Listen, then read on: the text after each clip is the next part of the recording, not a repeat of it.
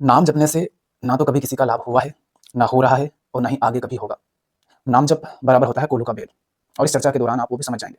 मैं आपको 2 शब्द दे देता हूँ, आपको वो शब्द जपने हैं, दोहराने हैं, ठीक? पहला शब्द है पुम्बा और दूसरा शब्द है खुतरदाना। अब इन 2 शब्दों को आप दोहराइए, इनको जपो, रटो इनको। आप बस कह रहे हैं कि मैं तो पतवार-पतवार दोहरा करके उस पार पहुँच जाना चाहता हूँ। क्या आप पहुँच पाएँगे? नहीं ना। E = mc स्क्वायर, है ना? अब ये जो छोटा-सा सूत्र है, कोई भी वैज्ञानिक जो इसको समझता है, वो जब बात करेगा थ्योरी ऑफ रिलेटिविटी की, तो वो इस सूत्र का उपयोग करेगा। लेकिन सिर्फ वो इस सूत्र को दोहरा नहीं रहा है। मान लीजिए एक डॉक्टर है, उसके पास बस एक ही दवाई है। अब उस डॉक्टर के पास बच्चा जाए या बूढ़ा जाए, आदमी जाए चाहे औरत जाए, चाहे आँख का अंधा जाए, चाहे कान का बहरा जाए, चाहे सिर दर्द जिसका हो रहा है वो जाए, चाहे जिसको बुखार हो वो जाए, चाहे कैंसर से पीड़ित व्यक्ति जाए, चाहे अस्थमा से पीड़ित जाए। अब वो एक ही दवाई को एक ही पैकेट में जो भी मरीज आता है सबको दे देता है। तो बताओ कि उस दवाई से उन मरीजों का क्या हाल होगा? उनकी बीमारियाँ खत्म होंगी या वो और अधिक बीमार हो जाएँगे? इन सबसे कुछ भला नहीं होने वाला तुम्हारा। इनका कुछ नहीं बिगड़ेगा, तुम बर्बाद हो जाओगे, तुम्हारी ज़िंदगी नर्क हो जाएगी। काबू में आ जाने से मन ध्यान में नहीं चला जाता है, उसकी हालत क्या होती है? वो कोल्हू के बैल जैसी होती है। तो इसी तरह से जब आपका मन मंद हो जाता है, मूढ़ हो जाता है, सोचने समझने की क्षमता खोने लगता है धीरे-धीरे, तो आप और अधिक परेशान होते हैं और अधिक परेशान होने के कारण वापस आप उन्हीं के पास जाते हैं। तो ऐसी स्थिति में आप उन्हीं लोगों के और अधिक गुलाम होते चले जाते हैं और वो यही तो चाहते थे कि आप उनके और अधिक गुलाम हो जाओ, आप उन पर और अधिक आश्रित हो जाओ। प्रकृति ने आपको सोचने समझने की क्षमता दी है। इसका मतलब क्या है? ये आपके काम की है, आपकी ज़रूरत की है, ये आपके उपयोग की है। अगर ये गंदी चीज़ होती, गलत चीज़ होती, तो प्रकृति ने आपको ये क्षमता दी नहीं होती। आपका मुँह सील दिया जाए, फिर कैसा रहेगा? आपके कान बंद कर दिए जाएँ तो दिक्कत होगी ना थोड़ी देर बाद। आपकी आँखें खोलने नहीं दी जाए, आपकी नाक बंद कर दी जाए तो दिक्कत होगी ना। आपका सवाल है, आपने पूछा है कि आजकल ऐसे कई बाबा जी हैं, जो ध्यान और अध्यात्म के नाम पर बस ये कहते हैं कि नाम जप करो और इसी से सारी समस्याएँ दूर हो जाएँगी या फिर कोई मंत्र दे देते हैं दोहराने के लिए। एक ही शब्द या मंत्र वे सबको बाँट देते हैं। क्या मंत्र या नाम दोहराने भर से मनुष्य की सारी समस्याओं का अंत हो सकता है? और इन नाम जप का अर्थ और महत्व क्या है? इसके लाभ या नुकसान क्या हैं? नाम जपने से ना तो कभी किसी का लाभ हुआ है, ना हो रहा है और ना ही आगे कभी होगा। नाम जप के नाम पर आज तक 99.99% केवल अधर्म, अन्याय, शोषण और अंधविश्वास ही फैला है और कुछ नहीं।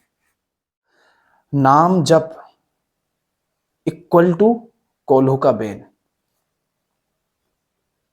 चर्चा के अंत तक आप समझ जाएंगे कि किस तरह से। आप कह रहे हैं कि नाम जपने से क्या सचमुच मनुष्य को उसके दुख से मुक्ति मिल सकती है? उसके बंधनों से क्या मुक्ति मिल जाएगी उसको? नहीं। मैं आपको 2 शब्द दे देता हूं, आपको वो शब्द जपने हैं, दोहराने हैं, ठीक? पहला शब्द है पुम्बा और दूसरा शब्द है खुतरदाना। क्या? खुतरदाना। पुम्बा और खुतरदाना। अब इन 2 शब्दों को आप दोहराइए, इनको जपो, रटो इनको। अभी आप सोच रहे होंगे कि ये पुम्बा और खुतरदाना होता क्या है आखिर? आपको इनके बारे में कोई छवि पहले से नहीं पता है ना? लेकिन फिर भी आप कल्पना करने की कोशिश कर रहे होंगे। लेकिन मैं बता देता हूं कि आप जो भी कल्पना करेंगे वो झूठी होगी, क्योंकि ये जो शब्द है पुम्बा और खुतरदाना, इसका अर्थ क्या है? ये मुश्किल से पूरी दुनिया में 20-25 लोगों को भी पता होगा तो बहुत बड़ी बात है, उससे ज्यादा को नहीं पता है। तो अब आप इस शब्द को दोहराइए, जपिए। ये भी शब्द है ना, जैसे आपको वो शब्द दिया जाता है जपने के लिए, दोहराने के लिए, या वो मंत्र दिया जाता है, उसी तरह से पुम्बा और खुतरदाना है। दोहराइए इनको। क्या आपको इससे कोई लाभ होगा? आप ना तो इस शब्द को जानते, न इस शब्द के अर्थ को जानते, न इस शब्द के मर्म को जानते, कुछ नहीं समझते आप। फिर आप इस शब्द को दोहरा करके कुछ भी कैसे पालेंगे? कैसे आपके दुखों का अंत होगा? कैसे आपकी समस्याओं का अंत होगा? नहीं हो सकता। वह जो शब्द है उसके पीछे क्या ज्ञान है, क्या बोध है, क्या आत्मबोध है, जब तक आप वो नहीं समझते आपको किसी शब्द को दोहराने का कोई लाभ नहीं होगा। व्यर्थ है, और अधिकांशतः केवल व्यर्थ ही होता है। आपको जो नाम दिया जाता है जपने के लिए, दोहराने के लिए, वो नाम ऐसा होता है कि उसके साथ कोई ना कोई छवि जुड़ी होती है ना? उदाहरण के लिए मान लीजिए राम, ठीक, या कृष्ण, ठीक, ये नाम आपको दोहराने के लिए दे दिया। अब राम शब्द के साथ राम की एक छवि जुड़ी हुई है, और राम से संबंधित जो भी किस्से, कहानियां, कथाएं आपने सुनी वो जुड़ी हुई हैं, ठीक। तो जब आप इस शब्द को दोहराते हैं, इसको जपते हैं, तो क्या होता है? आप बस उन छवियों की कल्पना करते हैं और इन शब्दों को दोहराते रहते हैं। मैं आपसे पूछ रहा हूं कि राम, कृष्ण, ये जिनके भी आप नाम दोहराते हैं, जो भी आप नाम दोहराते हैं, वो सिर्फ एक ध्वनि मात्र है। आपको कैसे पता कि उस शब्द के साथ जो छवि आप देख रहे हैं, हुँ? किसी स्त्री की, किसी पुरुष की, या किसी अवतार या भगवान की, आपको कैसे पता कि वो छवि उन्हीं की है? अभी आप देखिए, पिछले कुछ वर्षों में श्री राम की और हनुमान जी की जो तस्वीरें और जो मूर्तियां सामने आ रही हैं, वो कैसी हैं? हनुमान जी के सिक्स एब दिखाए जा रहे हैं, उनकी बॉडी शॉडी बड़ी मस्कुलर दिखाई जा रही है। भगवान श्री राम के एब्स दिखाए जा रहे हैं, महादेव के उनके एब्स दिखाए जा रहे हैं। उनकी बॉडी देखो, उनका शरीर देखो, ठीक। ये अभी पिछले कुछ सालों में ऐसा चलने लगा है। हनुमान जी का चेहरा देखो कैसा क्रोध में दिखाई देता है आजकल, उनकी तस्वीरें जो नई नई आ रही उनमें। और आज से कुछ सालों पीछे के हनुमान जी और श्री राम और श्री कृष्ण और महादेव, उनकी मूर्तियां देखो, वो कैसी हैं? वो अलग हैं। उसके पहले कैसी रही होंगी? वो और अलग रही होंगी। आज जो तस्वीरें हैं राम या हनुमान जी की या किसी की भी, आपके कान्हा की, आपके राधा जी की, जिनकी भी, वो तस्वीरें आज आपने अपनी जैसी बना ली हैं। जैसे आप होते हैं, आप अपनी ही तस्वीरों को उन पर उतार देते हैं, आप अपनी ही छवि को उनके नाम से वहां पर मूर्ति बना देते हैं। तो ये तो आपके ही मन की कल्पना है, जिसको आप अपने ख्यालों में सोचते रहते हैं और शब्द दोहराते रहते हैं। हनुमान जी के एप्स दिखाए जा रहे हैं क्योंकि आजकल तुम्हारे एप्स हैं, उनको बड़ा महत्व दिया जा रहा है। तो आपको कैसे पता कि जो छवि आप मन में लेकर के घूम रहे हैं वो उन्हीं की है? वो पिछले कुछ 100-200 साल पहले लोगों ने कल्पना की थी, वही छवि आप लेकर घूम रहे हैं। तो मैं आपसे पूछ रहा हूं कि जिस शब्द का ना आपको अर्थ पता, ना उसका मर्म पता, उसके पीछे पूरी क्या समझ, क्या बोध आ रहा है, जिसके प्रतीक के रूप में इस शब्द को लिया जा रहा है, आपको उसका भी कुछ नहीं पता। और उस शब्द के साथ एक आपने अपनी मनपसंद, अपनी ही मानसिक कल्पना से उठी हुई एक छवि जोड़ रखी है। उस नाम को दोहराने से, उस छवि को मन में घुमाते रहने से आपको क्या मिल जाएगा? ऐसे कैसे आपकी नैया पार हो जाएगी? और नहीं तो मैं कह रहा हूं ना, मैंने आपको शब्द दिए, पुम्बा और खुतरदाना, दोहराओ उनको। उनका आपके लिए कोई अर्थ है क्या? उनका आपके लिए कोई अर्थ नहीं, कोई छवि नहीं अभी आपके पास उनकी। दोहराओ उससे, आपको क्या लाभ होगा दोहराने से? उसी तरह से इन शब्दों को दोहराने से आपको क्या लाभ हो जाएगा? जो नाम है, जो शब्द है, वो कितना उपयोगी है, उसका बस उतना ही महत्व है जितना कि नाव को आगे बढ़ाने के लिए हम पतवार का इस्तेमाल करते हैं। तो वो जो पतवार है, समझ लीजिए कि वो शब्द है, ठीक, बहुत महत्व है उसका भी। अगर आप उपयोग करना जानते हैं, आप समझते हैं, लेकिन आपने हठ लगा रखी है, आप समंदर के रास्ते दूसरे देश जाना चाहते हैं। अब दूसरा देश है बड़ी दूर और समंदर में है ऊंची ऊंची लहरें, और आप जाना चाहते हैं नाव के माध्यम से समुद्र से होते हुए दूसरे देश। लेकिन आप ना तो नाव में बैठना चाहते हैं, ना आप नाव को चलाना चाहते हैं, ना आप पतवार चलाना चाहते हैं, ना ही आप कुछ करना चाहते हैं। आप बस कह रहे हैं कि मैं तो पतवार पतवार दोहरा करके उस पार पहुंच जाना चाहता हूं। क्या आप पहुंच पाएंगे? नहीं ना। एक तो पहले ही देश बड़ा दूर है, बड़ा दूर से आशय है कि समंदर जैसे विरोध हैं मार्ग में, इतनी अटकलें हैं, इतनी वासनाएं, इतनी वृत्तियां हैं, इतने इतने कामनाएं, इतने संस्कार हैं, इतनी मान्यताएं, इतने पूर्वाग्रह भरे हुए अंदर जो समंदर की तरह है। तुम्हें उन्हें पार करना है और उसके लिए तुम्हारे पास है नाव। अब समंदर के सामने नाव की कितनी औकात है दूसरे देश जाने के लिए, और तुम्हारे पास ऊर्जा, संसाधन, समय सब सीमित है। एक लहर आती है, तुम्हें उठा करके पलट कर फेंक देगी। लेकिन ऐसी स्थिति होने के बावजूद भी तुम बस पतवार पतवार दोहराना चाहते हो, उसको उसका उपयोग नहीं करना चाहते, उसको सीखना नहीं चाहते, उसको समझना नहीं चाहते, बस दोहराना चाहते हो, क्योंकि उसमें मेहनत नहीं लगती ना, उसमें परिश्रम नहीं करना पड़ता, इसलिए तुम सस्ता रास्ता खोज रहे हो। क्या ऐसे आप उस देश पहुंच जाओगे जहां आप पहुंचना चाहते हैं? इस समंदर रूपी बाधा को पार करके जहां पहुंचना चाहते हो, क्या आप उस देश पहुंच पाओगे? नहीं ना।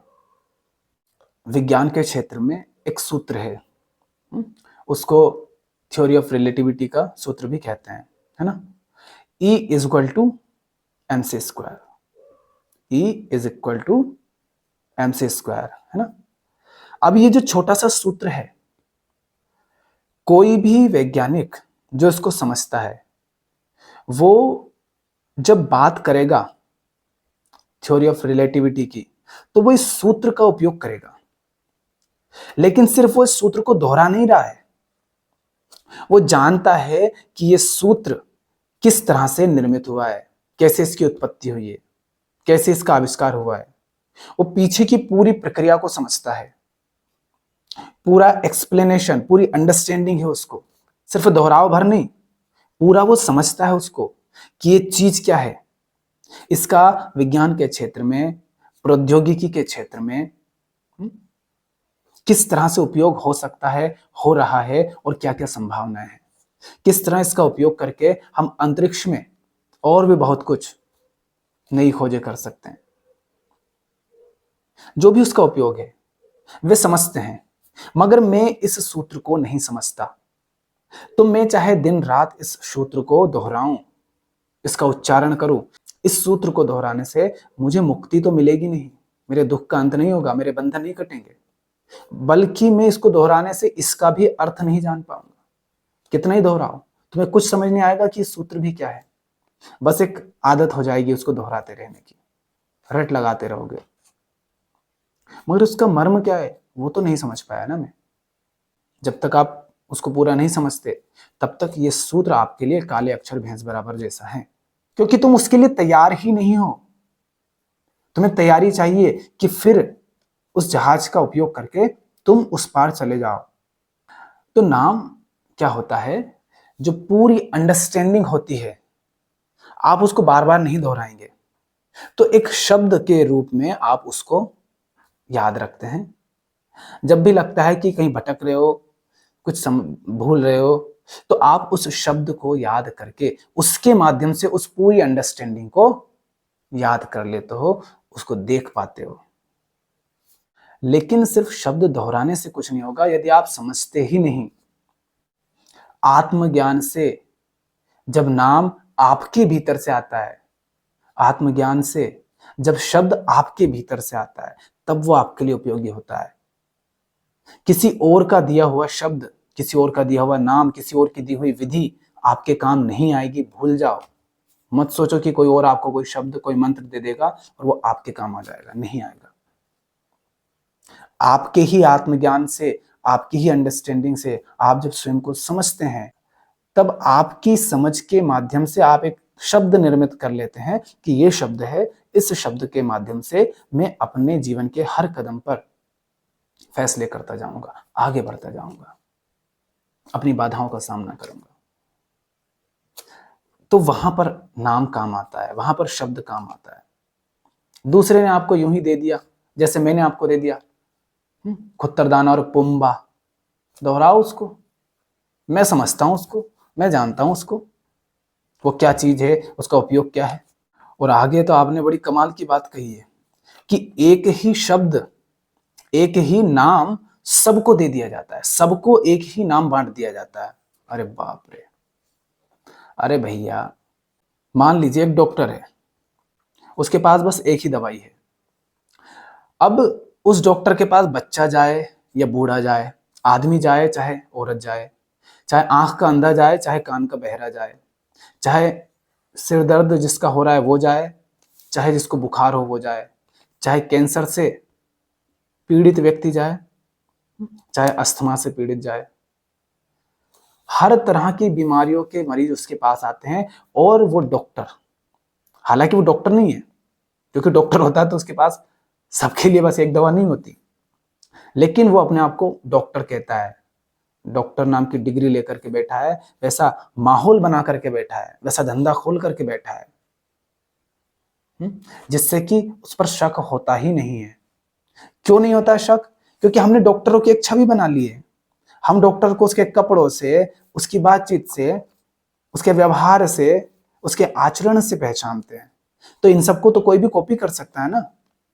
इतने अभिनेता जो फिल्म बनाते हैं, नाटक बनाते हैं, वो सब तो अभिनय करने में पारंगत होते हैं। तो आचरण का, पहनावे का, हाव भाव का, व्यवहार का और शारीरिक जो भी वेशभूषा है, उन सब की नकल तो कोई भी कर सकता है, उन सब का अभिनय तो कोई भी कर सकता है।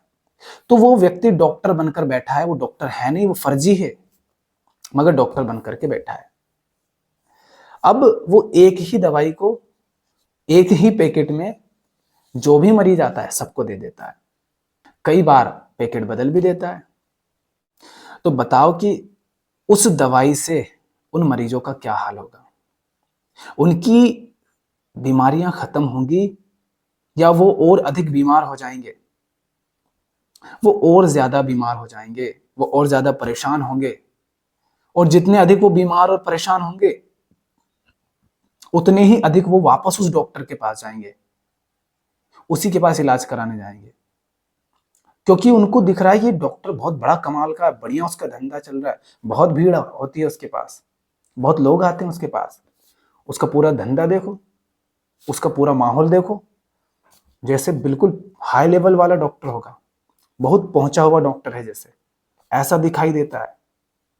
और देखो कैसे अंग्रेजी बोलता है वो, खटाखट नाम लिखता है, उसकी राइटिंग हमको समझ ही नहीं आती है। तुम फिर और बीमार होते हो, फिर और उसके पास जाते हो, और बर्बाद होते हो और उसके पास जाते हो। ये हाल होता है तुम्हारा जब एक डॉक्टर तुम्हें गलत दवाई देता है। ऐसे डॉक्टर के पास जाओगे क्या? नहीं जाओगे ना। फिर वो बाबा जी जो अपने आप को तथाकथित आध्यात्मिक व्यक्ति कहता है, या फिर पहुंचा हुआ व्यक्ति कहता है, ज्ञानी व्यक्ति कहता है, उसको भी शर्म नहीं आती? वो तो अज्ञानी ठहरा, तुम इतने अज्ञानी कैसे? पहली बात तो बस कह रहा दोहराओ दोहराओ दोहराओ, और दूसरी बात वो एक ही शब्द सबको दे रहा है। भाई तुम्हारी स्थिति कैसी है उसके अनुसार तुम्हें दवाई दी जाएगी ना। तुम जीवन के अलग अलग क्षेत्रों में, अलग अलग मुद्दों में, अलग अलग पड़ाव पर उलझे हुए हो। एक औरत की स्थिति क्या है, एक पुरुष की स्थिति क्या है, एक बच्चे की स्थिति क्या है, एक बूढ़े की स्थिति क्या है, एक व्यक्ति जो आध्यात्मिक राह पर चल रहा है बहुत पहले से, उसकी स्थिति क्या है, एक व्यक्ति जो अभी शुरुआत कर रहा है उसकी स्थिति क्या है। उन सबके अनुसार उनको सही दवाई दी जाएगी ना, उनको समझाया जाएगा ना। और उनको सही दवाई दी जा सके उसके लिए पहले क्या करना पड़ेगा? एक डॉक्टर क्या करता है? आपको क्या डायरेक्ट दवाई लिख कर दे देता है? या आपके मुंह में डाल देता है? नहीं ना। पहले वो आपकी जांच करता है, पता करता है। अब वो शारीरिक बीमारी की का इलाज करता है। अब वो शारीरिक बीमारी का इलाज करता है, तो वो आपके शरीर को चेक करता है, पता करता है कि बीमारी क्या है, कहाँ पर बीमारी है, किस तरह की बीमारी है। फिर उसके अनुसार वो दवाई देता है। यदि कोई आपको सिर्फ एक ही दवाई दिए जा रहा है और वो भी ऐसा बोल रहा है पीना नहीं है, ले जाकर घर पे रख देना है, मुंह से बस दोहराते रहना है, दवाई दवाई दवाई दवाई। वो जो मरीज जिसको डॉक्टर ने भी शारीरिक इलाज के लिए दवाई दी है, वो भी यदि दवाई को खाए नहीं, ले जाकर घर पे रख दे और बस दोहराता रहे दवाई दवाई दवाई दवाई दवाई दवाई, तो क्या उससे उसकी बीमारी ठीक हो जाएगी? नहीं होगी ना। इसी तरह तुम्हें जो शब्द दिए जा रहे हैं उनका अर्थ नहीं पता, मर्म नहीं पता, कुछ नहीं पता, बिना सोचे समझे एक शब्द तुम्हें दे दिया, तुम उसको दोहरा रहे हो, सिर्फ दोहरा रहे हो। क्या इलाज होगा तुम्हारा? तुम्हारी समस्या नहीं पूछी, तुम्हारी समस्या समझी नहीं गई, उस पर कोई चर्चा नहीं हुई। आपकी जो बीमारी है उसका कारण क्या है, वो क्यों शुरू हो रही है, वो उसका इलाज सही क्या है, कुछ नहीं बताया आपको। बस एक नाम दे दिया, एक शब्द दे दिया, इसको दोहराओ। ऐसे कोई समस्या ठीक नहीं होने वाली, ऐसे कोई मुक्ति नहीं मिलने वाली, सिर्फ बर्बाद हो जाएंगे आप। समस्या क्या है? समस्या यह है कि डॉक्टर यदि असली होता तो उसको नाटक करने की आवश्यकता नहीं होती, उसको एक ही दवाई हर मरीज को देने की आवश्यकता नहीं होती। समस्या यह है कि जब बाबा जी कोई कुछ आता जाता नहीं है, बाबा जी जब कुछ नहीं समझते, जो भी कोई हो, तो वे क्या करते हैं, जब वे ही कुछ नहीं समझते लेकिन बाबा जी बने रहना है, सबकी नजरों में वो छवि बना के रखनी है, अपने अहंकार को फुलाना है, तो क्या करेंगे? जब कुछ नहीं आता है तो फिर रटी रटाई कहानियां सुना देंगे, किस्से सुना देंगे, कुछ कथाएं सुना देंगे, या फिर कोई बहुत सारे श्लोक रट लिए होंगे तो उनको दोहरा देंगे। श्लोक रट लेने में कोई बड़ी बात नहीं है, अभ्यास करोगे तो हो जाएगा। और श्लोक रटने की आवश्यकता उन्हीं को होती है जिनको समझने से मतलब नहीं होता है, जो बस ज्ञानी बनना चाहते हैं, शब्द दोहराने चाहते हैं, वो बहुत श्लोक रट लेंगे। इसका मतलब ये नहीं कि हर व्यक्ति जो श्लोक दोहरा रहा है वो ज्ञानी बनने के लिए या रटने के लिए ही दोहरा रहा है, नहीं। सहज रूप से आपको कुछ श्लोक याद रह जाते हैं, कुछ बातें याद रह जाती हैं, कुछ सूत्र याद रह जाते हैं, कोई दिक्कत नहीं। मगर बहुत सारे जिसको रटने पड़ रहे हैं वो रटने ही इसलिए पड़ रहे हैं क्योंकि उसको ज्ञानी बनना है, उसको दिखाना है कि देखो मुझे इतने याद हैं। तो कोई आश्चर्य की बात नहीं है किसी को बड़े बड़े ग्रंथ पूरे रटे हों, हजारों लाखों श्लोक उसको कंठस्थ हों, इसमें कोई जादू की बात नहीं है। मोबाइल में सब है, चालू कर देंगे वो खूब दोहरा देगा। मशीन भी कर लेती है दोहराने का काम, बात समझने की है। आप उनके सही अर्थ को समझते हैं कि नहीं समझते, उनके मर्म को समझते हैं कि नहीं समझते। और यदि आप समझते हैं तो जनता को, लोगों को जो आपके पास अपनी अपनी बीमारियां, अपनी समस्याएं लेकर के आते हैं, अपने दुखड़े लेकर के आते हैं, जो जिंदगी में दुखी हैं, परेशान हैं, उलझे हुए हैं, कहीं रिश्तों में, कहीं काम में, कहीं नौकरी में, कहीं पढ़ाई में, कहीं काम वासना में, कहीं शुरुआती प्रेम संबंधों में, दुनिया भर की समस्याएं, चिंता है, तनाव है, डिप्रेशन है, मानसिक बीमारियां हैं, अकेलापन है, खालीपन है, वो भयभीत हैं, बार बार क्रोध से ग्रसित हैं, कामनाएं भरी हुई है उनमें, अवसादग्रस्त हैं, अनेक तरह की समस्याएं। आप यदि बस शब्द दोहराना जानते हैं, रटना जानते हैं, जपना जानते हैं बस तोते की तरह, तो आप उनकी समस्याओं का असली समाधान कैसे करेंगे? उनकी समस्याओं को आप समझते ही नहीं, बस आपने कह दिया दोहराओ। दोहराने से क्या ठीक हो जाएंगे वो? जड़ता के अलावा और कुछ आएगी उनके मन में? मगर आप क्या देते हैं? दोहराओ।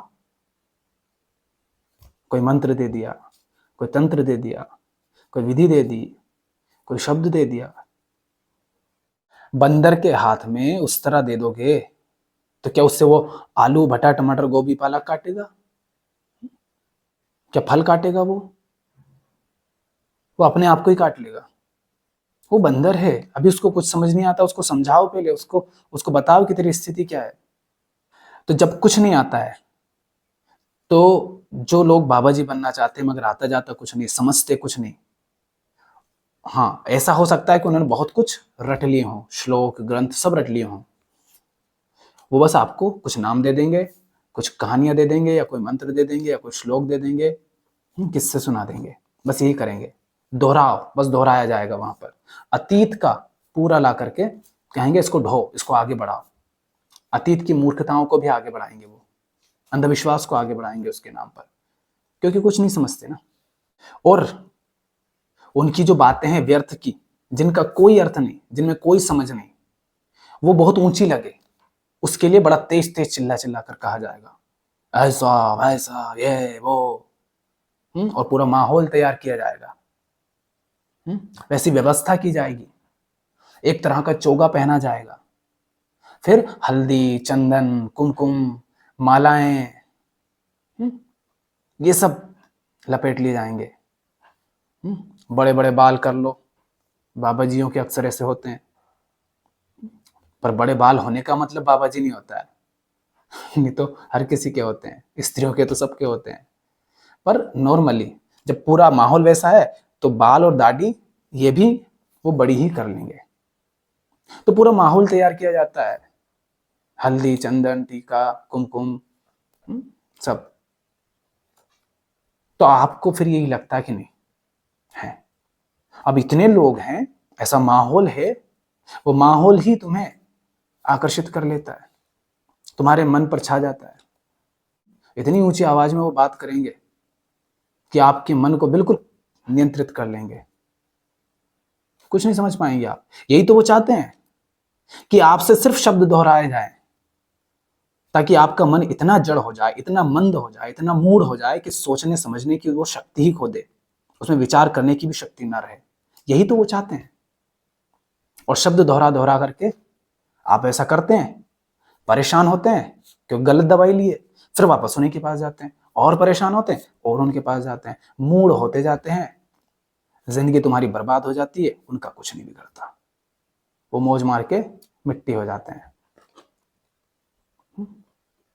फिर तुम उनको पूछते हो जिन्होंने तुम्हारी जिंदगी बर्बाद की है, कुछ नहीं है, तुम भी कर सकते हो पाखंड।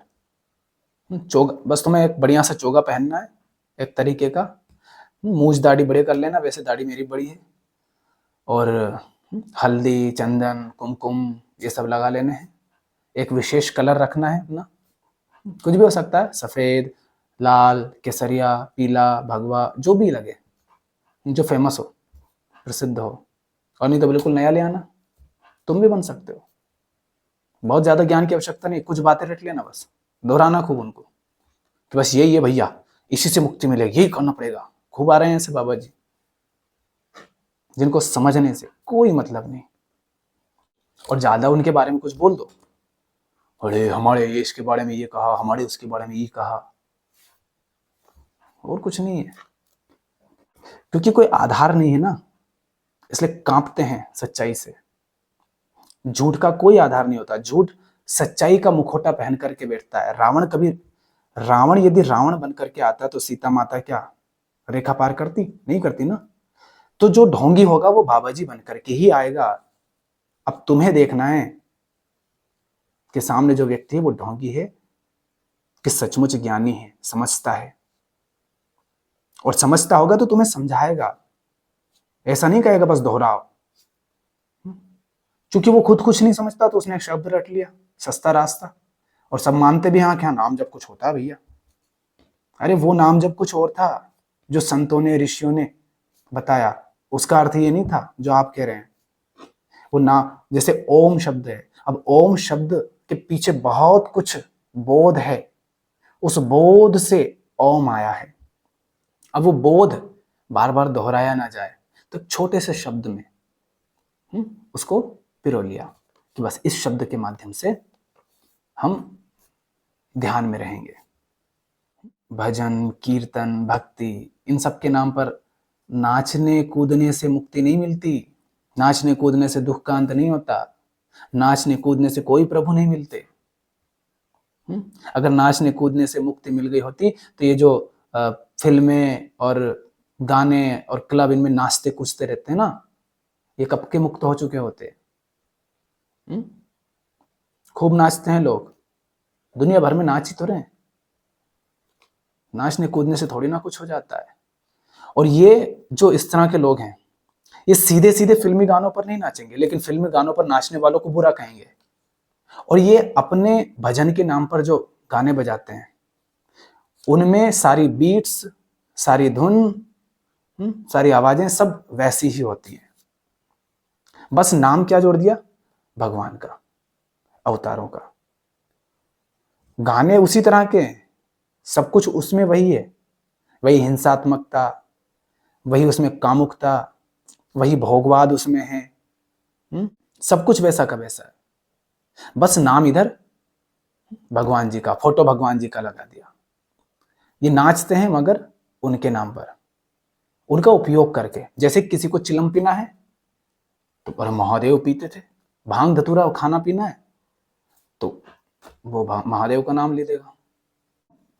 दूध पीना है, दही मक्खन खाना है, तो चाहे गाय मरे तो मरे, गायों पर हिंसा हो तो हो, वो छक्के दूध मक्खन दही सब खाएंगे पिएंगे। भारत याद है ना, बीफ एक्सपोर्ट में भारत टॉप पर है। कहां से हो रहा है इतना बीफ एक्सपोर्ट? ये जो तुम दूध पीते हो ना और दूध से बनी हुई चीजें खाते हो, वहीं से आता है। और ये जो तथाकथित कृष्ण भक्त अपने आप को कहते हैं अधिकांशता, और जो महादेव के भक्त अपने आप को, ये महादेव के ही पशु, जो पशुपतिनाथ हैं, उन्हीं के पशु के साथ हिंसा करते हैं। बेचारे बेल, किसानों के घर में आजकल बेल क्यों नहीं दिखते? क्या बेल पैदा होने बंद हो गए? नहीं, मार दिए जाते हैं, कसाईयों को बेच दिए जाते हैं। झूठ बोल रहा हूं तो बताओ, अपने घरों में बेल कुछ लोगों के घरों में है, तो इसका मतलब ये नहीं कि सबके घर में है। दूध तो हर व्यक्ति पी रहा है, बताओ ना कहाँ गए बेल? जब से तुम्हारे लिए ट्रैक्टर आई, मशीनें आई, हार्वेस्टर आई, तुमने बेच दिए बेल क्योंकि अब उनका उपयोग नहीं। तुम स्वार्थी इंसान हो। तो गायें कट रही हैं, भैंसें कट रही हैं, पशुपतिनाथ के नंदी कट रहे हैं, सड़कों पर भटक रहे हैं, एक्सीडेंट में मारे जा रहे हैं, भूखे नंगे फिर रहे हैं। तुमने पृथ्वी की हालत बर्बाद कर दी अपनी जनसंख्या बढ़ा करके। उन पशुओं के लिए रहने लायक जगह नहीं बची, उनके खाने पीने के लिए कुछ नहीं बचा। और ये सब तुम कृष्ण के नाम पर खाते पीते हो, और तुम अपने आप को कृष्ण भक्त कहते हो। उनकी गायों को तुम इतना पीड़ा देते हो, तुम क्या खाक भक्ति करोगे कृष्ण की? तो ये भक्ति के नाम पर, भजन कीर्तन के नाम पर बस नाचना, गाना, उछलना, कूदना, शब्द दोहराना, इन सब से कुछ भला नहीं होने वाला तुम्हारा। इनका कुछ नहीं बिगड़ेगा, तुम बर्बाद हो जाओगे, तुम्हारी जिंदगी नरक हो जाएगी, और जीवन भर जब तक जियोगे दुख भोगोगे। नाम जप क्या है? नाम जप ऐसा है जैसे कोल्हू का बेल। कोल्हू का जो बेल होता है ना, उसको जब कोल्हू में जोतोगे शुरुआत में, तो बड़ा भागने की कोशिश करेगा, वो नहीं जुटना चाहेगा। हाँ, वो छुटका भागना चाहेगा, या थोड़ी देर के लिए काम करेगा फिर भागना चाहेगा। लेकिन जो कोल्हू चलवाना चाह रहा है, वो तो चाहता है कि बेल चलता रहे, है ना? तो जो कोल्हू का बेल होता है, शुरुआत में वो विरोध करता है।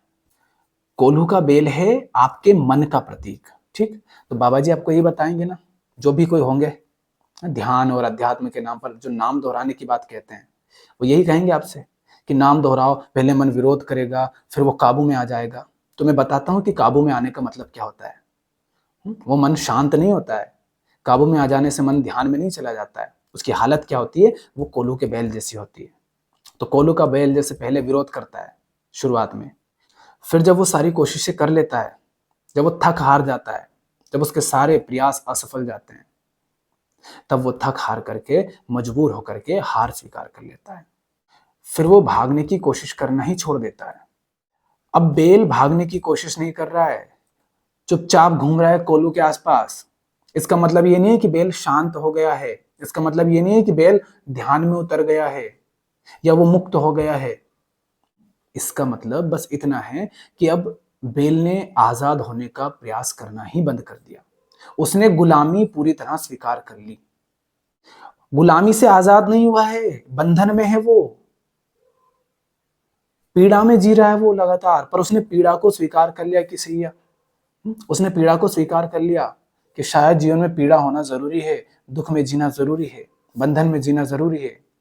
उसने उसे ही स्वीकार कर लिया। अब उसने गुलामी को स्वीकार कर लिया, अब वो पहले से भी अधिक गहरे बंधन में, अधिक गहरी गुलामी में चला गया। अब वो ऐसी गुलामी में चला गया जिसको उसने स्वीकार कर लिया है, अब उससे आजाद होने का प्रयास भी नहीं करता, और शायद अब वो भूल ही जा रहा है कि वो गुलाम भी है। उसके मन ने काम करना ही बंद कर दिया। अब उस बैल की हालत ऐसी हो गई है, बहुत लंबे समय से वो कोल्हू ढो रहा है, घींच रहा है, घुमा रहा है, बहुत लंबे समय से वो कोल्हू में जुता हुआ है और बस घूम रहा है, घूम रहा है, घूम रहा है। अब उसकी हालत ऐसी हो गई है इतने लंबे समय के अभ्यास के बाद कि अब अगर आप उसे छोड़ना भी चाहोगे ना, तो भाग कर जाना नहीं चाहेगा, क्योंकि वो दुनिया से अनजान हो गया। दुनिया को वो नहीं जानता, अब वो दुनिया का सामना नहीं कर सकता।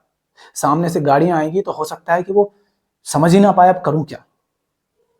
वो कमजोर हो गया है इतना। दुनिया अब उसके लिए जैसे कि किसी वो माया जाल के अंदर गिर गया हो, ऐसी हो गई है। ये हो जाती है हालत आपकी जब आप सिर्फ दोहराते हैं। आपकी माने आपके मन की हालत।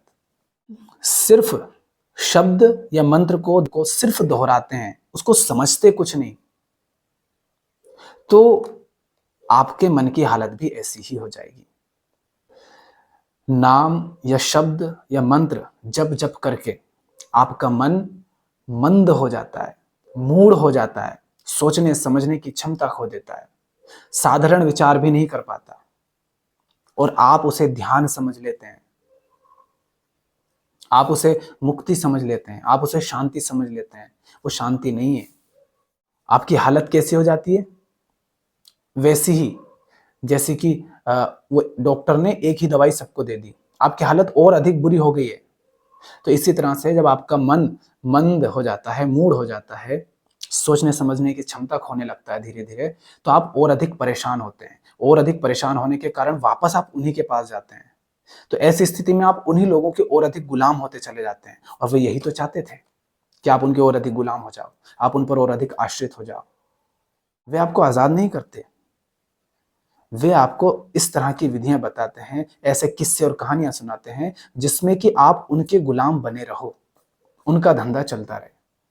एक हाथी होता है, ठीक, जब वह आजाद होता है तो उसको काबू में करना बहुत मुश्किल का काम होता है। बड़ी बड़ी चेन जंजीरें तुम उस पर फेंको तो भी बड़ा मुश्किल होता है ना। लेकिन वही हाथी जब गुलामी स्वीकार कर लेता है, तब क्या होता है? तब उस हाथी को एक पतली सी रस्सी से भी बांध दिया जाता है, तो वो उसको भी तोड़ने का प्रयास नहीं करता। वो तोड़ करके आसानी से भाग सकता है, लेकिन फिर तोड़ने का प्रयास नहीं करता। क्यों? क्योंकि उसने गुलामी स्वीकार कर ली। आप कहेंगे इसमें तो अच्छा हुआ, हाथी तो काबू में आ गया। हाथी आपके मन का प्रतीक है। अब आपके मन की हालत ऐसी हो गई कि वो और अधिक गुलाम हो गया है। हाथी गुलाम हो गया, इसमें हाथी की तो बर्बादी हो गई ना, हाथी तो बर्बाद हो गया ना। प्रकृति ने आपको सोचने समझने की क्षमता दी है, इसका मतलब क्या है? ये आपके काम की है, आपकी जरूरत की है, ये आपके उपयोग की है। अगर ये गंदी चीज होती, गलत चीज होती, तो प्रकृति ने आपको ये क्षमता दी नहीं होती। आपका मुंह सिल दिया जाए फिर कैसा रहेगा? आप खाना नहीं खा पाएंगे, पी नहीं पाएंगे पानी, समस्या होगी ना। आपके कान बंद कर दिए जाए तो दिक्कत होगी ना थोड़ी देर बाद। आपकी आंखें खोलने नहीं दी जाए, आपकी नाक बंद कर दी जाए तो दिक्कत होगी ना। उसी तरह से ये मन है, इसका उपयोग है। लेकिन जब आपका मन उस हाथी की भांति हो जाता है, तब वो साधारण और सहज तरीके से भी काम नहीं कर पाता है। बिल्कुल मंद हो जाता है, मूड हो जाता है, ठस पड़ जाता है, विचार शक्ति उसकी खो जाती है। शब्द दोहरा दोहरा करके, दोहरा दोहरा करके। क्योंकि दोहराने में क्या होता है? कोलू का बेल है, एक अनजान रास्ते पर जब आप चलते हो तो सोच समझ करके कदम रखते हो ना, कहाँ मुड़ना है, कहाँ नहीं मुड़ना है, किधर जाना है, ध्यान देते हो ना। रास्ते में कांटा या गड्ढा तो नहीं है, कोई सांप कीड़ा या बिच्छू तो नहीं है, सोच समझ करके कदम बढ़ाते हो ना। और जब कोल्हू के बेल को पता है कि बस ऐसे ऐसे घूमना है, रास्ते में कोई बाधा आती नहीं है, तो क्या होगा? उसका मन जो सोचने का काम करता था, विचार करने का, ध्यान देने का काम करता था, वो ना तो ध्यान देने का काम करेगा, ना सोचने का। अब तो बेल आंख बंद करके भी घूमता रहता है, तो भी कोई दिक्कत नहीं होती। इसी तरह से जब शब्द बस दोहराते हो तो आपको सोचना नहीं पड़ता, आपको समझना नहीं पड़ता, आपको ध्यान नहीं देना पड़ता। आप बस दोहराते जाते हो, दोहराते जाते हो, तो आपका मन हो जाता है फिर बर्बाद। बहुत लंबे समय से कोई पक्षी पिंजरे में है, पिंजरे का दाना पानी खाने की आदत हो गई है, उड़ने की उसको कोई आवश्यकता नहीं लगती, खाना खोजने की उसको आवश्यकता नहीं लगती, दूसरे पक्षियों से अपनी रक्षा करने की आवश्यकता नहीं होती, दाना पानी कहाँ मिलेगा इसकी खोजबीन करने की आवश्यकता नहीं होती, हवा, पंखों को हवा का सामना करने की आवश्यकता नहीं होती, आंधी तूफान का सामना, बारिश का सामना करने की आवश्यकता नहीं होती उसको। और लंबे समय से ऐसा चला आ रहा है। अब आज अगर उस पक्षी को आप पिंजरे से बाहर निकाल करके उड़ाना चाह रहे हो ना, तो आप उसके साथ हिंसा कर रहे हो, अन्याय कर रहे हो, पाप कर रहे हो, क्योंकि वो बेचारा अनजान है उस जगत से जिसमें आप उसको छोड़ रहे हैं। उसको नहीं आता उड़ना। अगर थोड़ा बहुत उड़ पा रहा है तो उसके पंख इतने मजबूत नहीं हुए, अभी अभ्यास नहीं है उसको कि बहुत लंबी दूरी, बहुत ऊंची दूरी तय कर सके। उसको नहीं पता है कि कैसे घोंसला बनाना है, कैसे व्यवस्था करनी है, भूल चुका है सब वो। हवा, आंधी तूफान, बारिश का सामना कैसे करना है, धूप का सामना कैसे करना है, दाना पानी कहाँ से खोजना है, कुछ नहीं पता उसको। दूसरे पक्षी से बचना कैसे, कौन से पक्षी उसके दुश्मन हैं, किन से उसको बचाना है स्वयं को, कुछ नहीं जानता वो। तो उसके साथ अब जो होगा, वैसी ही हालत आपके मन की होती है, वैसी ही हालत आपकी होती है। आप उसी तरह बर्बाद हो जाते हैं जब सिर्फ लंबे समय तक शब्द दोहराते रहते हैं। इसीलिए तो हर कोई आपको पागल बना जाता है। शब्द मत दोहराओ, पूछो, समझाओ हमें हमारी समस्या क्या है, और नहीं तो नाटक मत करो, पाखंड बंद करो। पढ़ने तो जाते हो ना, या फिर गए होंगे आप। तो विद्यालय के शिक्षक यदि शब्दों को सिर्फ दोहराते हैं, जो लिखा है वैसा का वैसा दोहरा दिया, आपको समझाएंगे नहीं, बताएंगे नहीं कि ये चीज क्या है, इसका उपयोग क्या है, चाहे गणित हो, चाहे विज्ञान हो, चाहे सामाजिक विज्ञान हो, कोई भी विषय हो, यदि वो समझाएंगे नहीं, उसको आपके जीवन से जोड़ेंगे नहीं, यदि आपको बताएंगे नहीं कि आपका ये जो शिक्षा है आपके लिए किस तरह उपयोगी है, तो आपके किस काम की वो। व्यर्थ शब्द दोहरा करके आप डिग्री तो ले लोगे, लेकिन फिर आगे आकर के क्या होता है वो लोग बहुत अच्छी तरह से जानते हैं जिन्होंने विद्यालय की पढ़ाई की। कहते रहते हैं ना अक्सर लोग कि मुझे कभी समझ नहीं आया, मुझे आज तक समझ नहीं आया कि ये जो साइन थीटा कोस थीटा ये क्या चीज होती है, कहाँ काम आती है, मेरे कभी काम नहीं आई, लेकिन हमको खूब पढ़ाया गया, खूब रटवाया गया। हाँ, तो कैसे समझ आएगा जब शिक्षकों ने समझा ही नहीं, बस रटवा दिया।